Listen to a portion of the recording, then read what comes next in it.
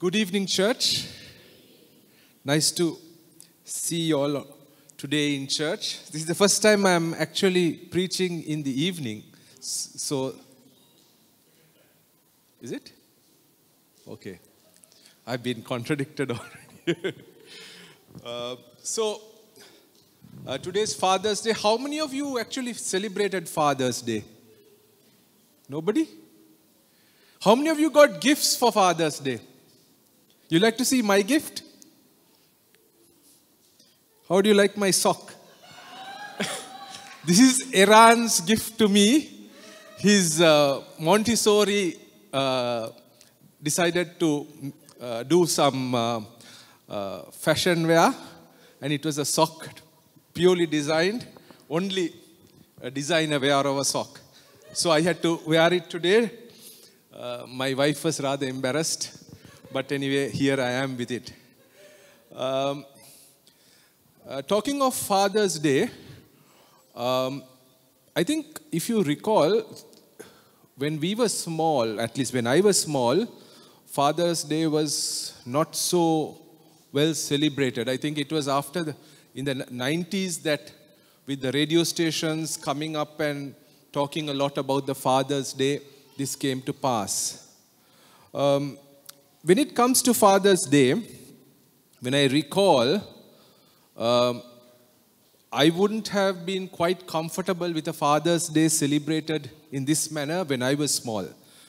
The reason is, this is something I used to struggle when I was a kid, because as most of you would know, my dad died when I was 2. So when you were in the age of about 6 or 7, you always wanted to be similar to the rest of your peers. And I recall sometimes when in school, the first couple of days in the term, the teacher asks asks the question, what does your father do? Where does your father work? Now, these were actually very challenging questions for a 5-year-old, because you didn't want to be different. And in our time, if I'm not mistaken, I was in a batch of about 400 boys. It was about 1 or 2 who didn't have their father, whereas I think it's a bit different now. So it was a challenge then, and I was always coached to say his profession, and then my mother had to say where he worked before. And the thing was, the name of the organization had changed.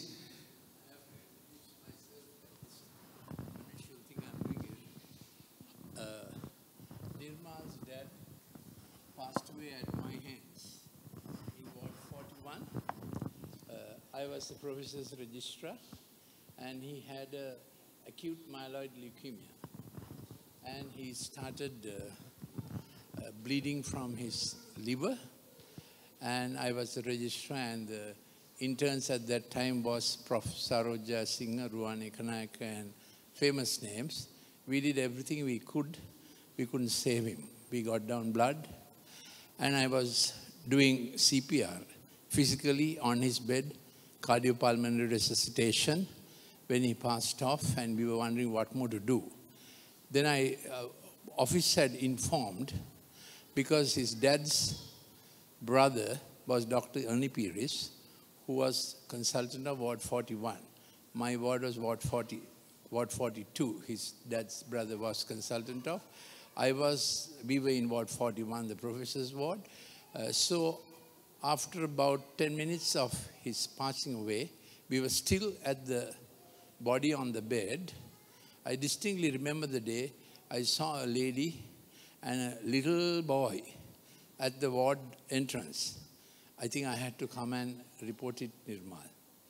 And the ward was also in shock, because his dad's brother was so well known in the NHSL. We called it General Hospital at that time. And then Malaika tells me you were 2 years old. 1995, I'm doing this meeting at his uncle's place, And then I was told this lady who came for the meeting was Dr. Ernie Pires' brother's wife. I said, can't be. They said yes. Then I said he passed away at my hands. And then Nirmal came for remember your first meeting? To Galadari for a meeting. I laid hands on him. He went sprawling, you know. That was 1995 or 6. Yeah. Since then, the history, isn't it? When God makes a church, I see his father's very sad demise at that time. Today, he is preaching, and Amrit ordained him as Pastor Nirmal when he came up to preach. So church is a place of relationships. Shall we give a hand clap for God who does all these things? So, today's message, okay, yes, it's, I think last week we had a message on the culture of honoring. Since it was Father's Day, I picked this topic as honoring our parents. So this is the topic that I have picked. I would like to read to you from Ephesians 6, 2-3. Honor your father and mother, which is the first commandment with promise, that it may be well with you and you may live long on the earth. So, this is the first commandment that has a promise. If you honor your father and your mother, you will live long on the earth. This is the first commandment that has a promise. So, you know the 10 commandments, and this is the first commandment that has a promise. So, the question is, why do you honor your parents? Why do you honor your parents? I'm going to the scripture here. So when you say honor, sometimes we tend to, some of us may have an issue. Look, my father I can't honor him because he abuses me. I can't honor him because he's not a Christian. He doesn't behave well. Or your mother. Young people may have these thoughts growing within them. But if you look at the word, it does not stay. It says, honor your father and mother. It doesn't say, honor your father and your mother only if they are like this. It says, honor your father and your mother. There are no onlys, ifs, and buts. It says, honor your father and your mother. Let's get this very clear. So, why do you do this? So, first thing is, we need to understand every parent is flawed. Every parent. I, as a parent, am flawed. My parents were flawed. And my children, when they become parents, will be flawed. So this is the first reason. Second thing is, we honor the position of a parent. The position of a father, the position of the mother. We don't look at the person. We honor the position. So now the second reason is, I would not be alive without them.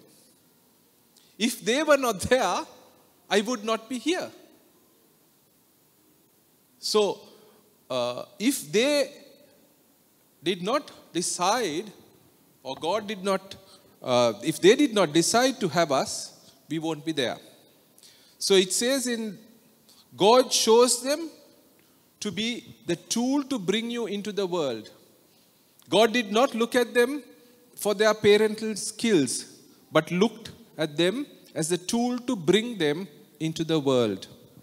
Now, the third thing is God chose their DNA to make you unique. So note, God had a plan for you before you were born. I think I will look at the scripture as we go along. God chose their DNA to make you unique. So two unique people came together to form you uniquely. And if not for them, you would not be there. And in this scripture, in Psalms 139 verse 13 to 16, I'm just focusing on some key points here. You formed my inward parts. You covered me in my mother's womb. Your eyes saw my substance being yet unformed. So it's God who created us, and it is God who decided that these two individuals will be the parent. There's a saying there are no accidental babies, but there are accidental parents, if you can figure that out. There are no accidental babies because God doesn't accidentally bring you to being. There may be accidental parents, but no accidental babies. So God creates you in a unique way, and it's not a choice. Your parents never had a choice. Your parents never had a choice. They got you. Now,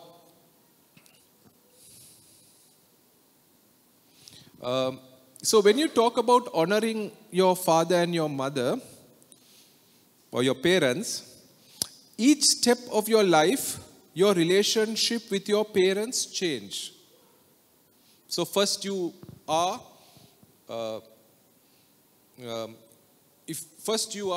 you have a child. So you have a relationship as a child. Then you have a relationship as a teenager and a young adult. Then you have an adult relationship, adult to adult relationship with your parents. Now let's look at each stage. The way you honor your parents would be a little bit different. So, how do you honor your parents as a child? It is by obeying them. And in the Word of God, in I think Ephesians chapter 6 verse 1, it says to obey your parents. So as long as you are a child, you obey your parents. Now this may not be possible when you go into adulthood, because honoring becomes a little bit different as we go along, because of the situations that arise in life. So as you can see, it says, children, obey your parents in the Lord, for this is right.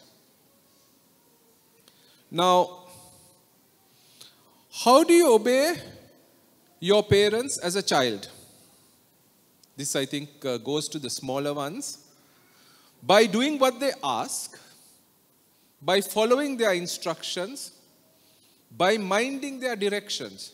And this needs to be done willingly, cheerfully, and immediately. Now, at our house, this immediately thing doesn't happen. Cheerfully also is sometimes in doubt, and also never willingly. But this is what we are supposed to do, because it honors God, and by honoring God, you're honoring your parents. Then we go on to the next. How do you honor your parents as a teenager? I see many teenagers or young adults. How do you do that? Actually, teenagers, it's at that age that you start to see so many flaws. Actually, they see more flaws in your parents when you're a teenager. So, how do you honor your parents? First of all, you need to respect them. Now, I would like to get into Leviticus 19:3. It says, each of you must respect your mother and father, and you must obey my Sabbath. I am the Lord your God. So I'm just looking at this first part of it. Each of you must respect. It doesn't say, there's a word called must in front which says you have to. In other words, you have to respect your parents. In Hebrews also, furthermore, we have had human fathers who corrected us and we paid them respect. Shall we not much more readily be in subjection to the Father of the Spirit and life?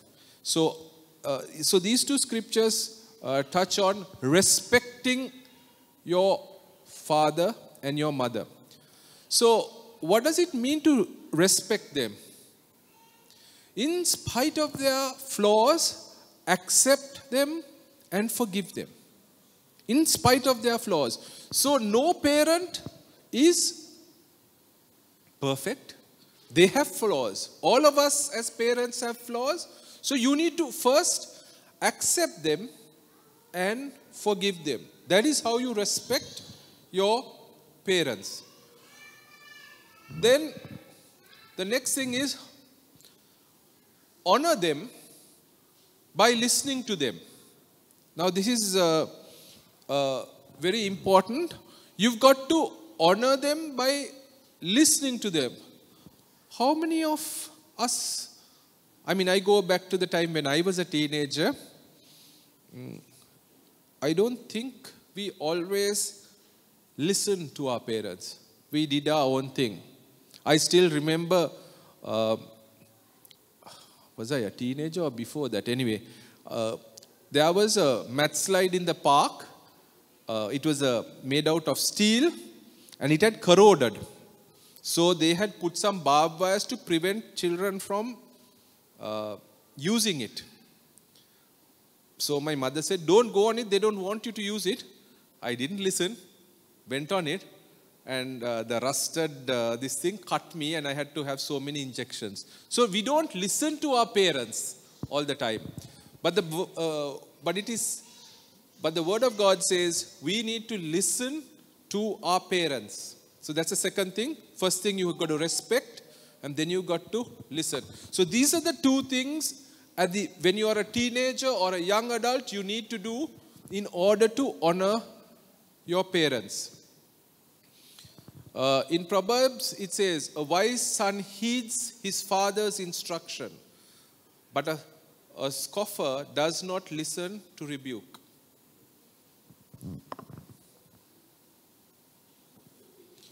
Listen to your father who begot you, and do not despise your mother when she is old. My son, keep your father's commandments, and do not forsake the law of your mother. Bind them continuously upon your heart. Tie them around your neck. And when you roam, they will lead you. When you are asleep, they will keep you. And when you awake, they will speak with you. For the commandment is a lamp and the law a light. So, these are instructions to young adults as well as to teenagers on how you are supposed to honor your father and your mother. So it's, I think, very important, even as we celebrate Father's Day. I think today I saw a very interesting clip.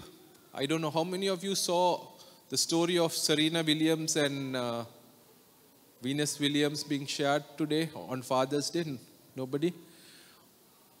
So it was about the sacrifices a father did. That is,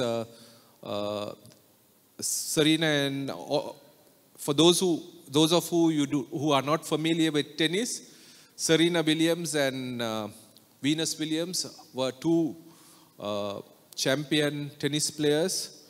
What is more significant about their winning of their Grand Slams was the fact that they were the first Afro-American tennis players to take the field. And their father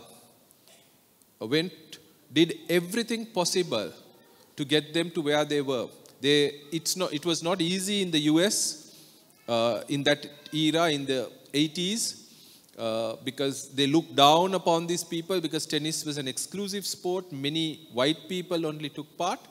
And as a result, what happened was these people had to go through lots of condemnation, abuse, and they went through this to become champions, tennis players. And their father was the one who took them through.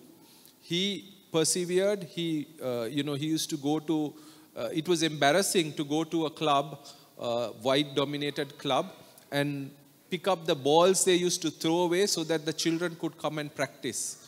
And these children were practicing in public courts, where everybody could play tennis. People who didn't know tennis played.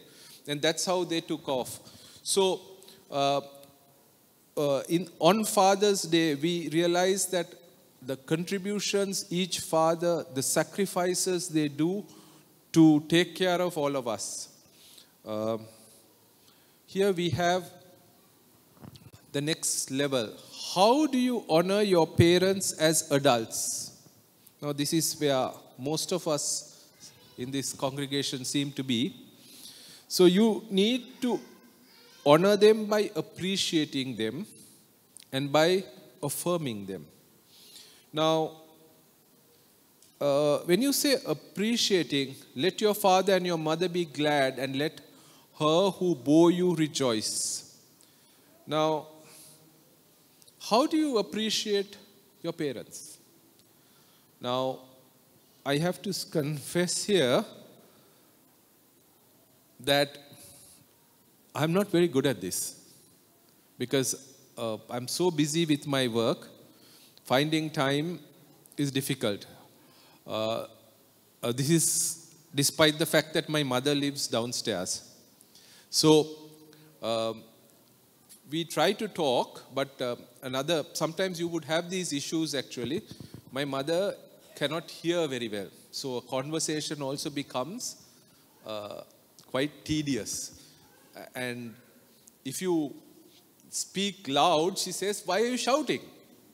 So, so it becomes quite a, you have to allocate. It's not this thing, "Hello, Ammi, how are you?" This thing and all that. But it becomes quite a tedious thing. But it's important that we appreciate their effort, what they did for us. The effort they put in to place us where we are. We need to also appreciate their sacrifice. I think every parent has sacrificed something for their children. Because simply, if you really look at it, it's not easy bringing up a kid. I know that because I have 3 kids, but I think every one of you know the sacrifices you make for your children. The choices that you have to make, because you will have to put them before you, your whatever your hobbies, your luxuries, whatever what you would have normally, because you got to take care of them and you got to spend on them. You got to give time for their activities.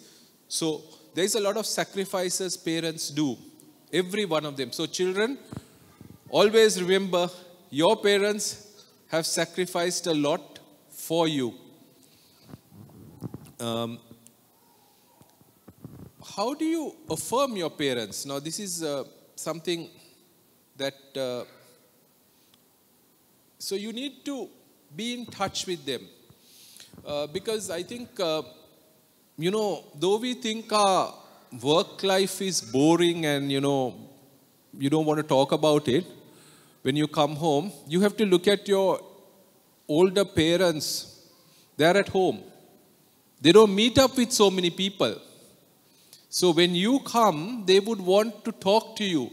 It may be boring for you, but it would be very, very interesting for them to hear how you are doing, how the grandchildren are doing, what happened.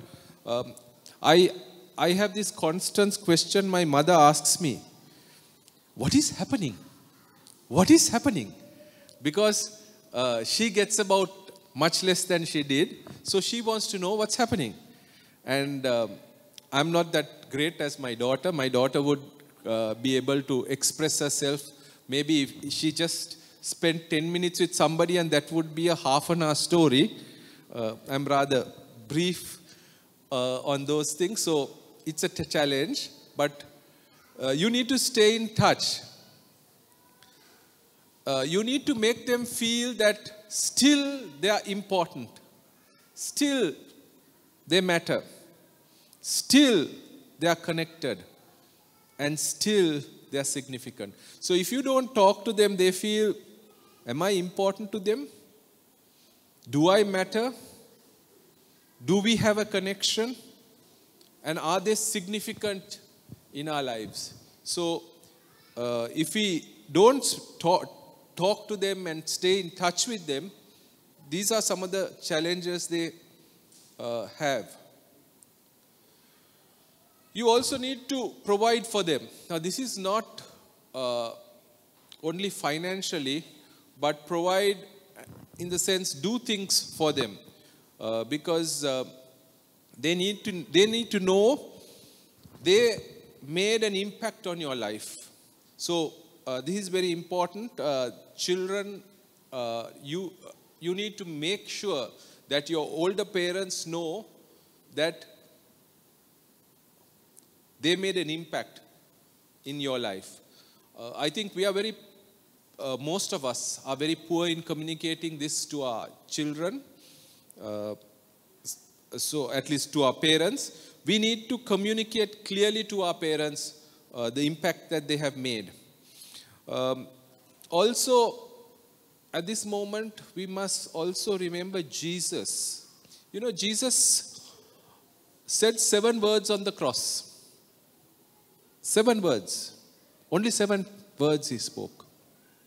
One of which was to take care of his mother.